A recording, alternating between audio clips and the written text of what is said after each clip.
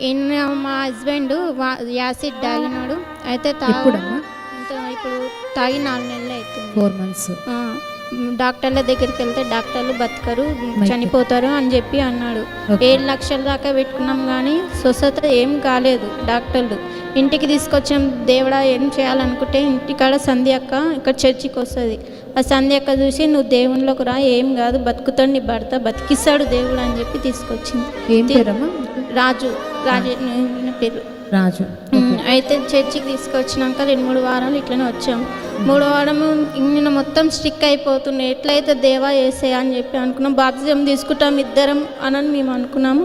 అయితే mummy daddy ప్రార్థన చేస్తుంటే నేను ఫోన్లో యూట్యూబ్లో పెట్టేశాను, నేను దగ్గర పెట్టాను.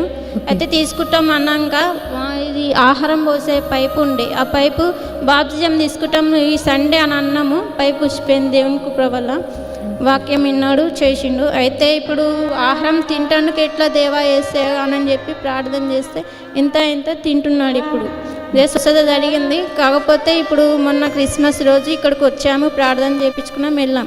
ఇంటికి వెళ్ళాక చూస్తే ఇప్పుడు నాకు చేతనెత్తలే, నేను చనిపోతానని అన్నాడు. ఒకటేసారి ప్రేయర్ ఆయిల్ ఇట్లా రాస్తే స్వస్థత జరిగింది. ఇంకా పైన కూడా ఆహారం తింటానికి సాయం చేయమని దేవుని కృపను బట్టి అడుగుతున్నాము. దేవుని మమ్మీ డాడీ వల్ల స్వస్థత దయచేసి, మమ్మీ డాడీ ప్రేయర్ వల్ల స్వస్థత జరిగింది.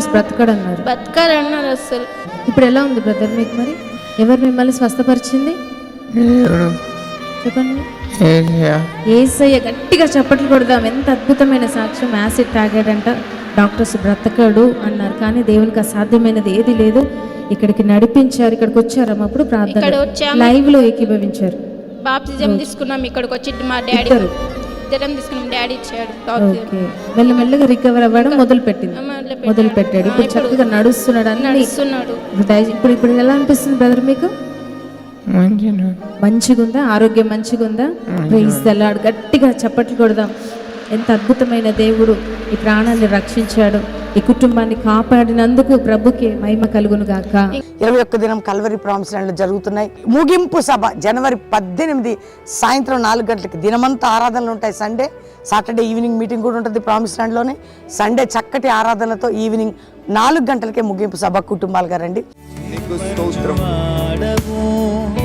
బలపరచువాడవు, అందరం ఆరాధిస్తాం. పోయిన చోటే నిలబెట్టువాడవు, గణపరచువాడవు, హెచ్చించువాడవు, మా పక్షము నిలచి జయమిచ్చువాడవు.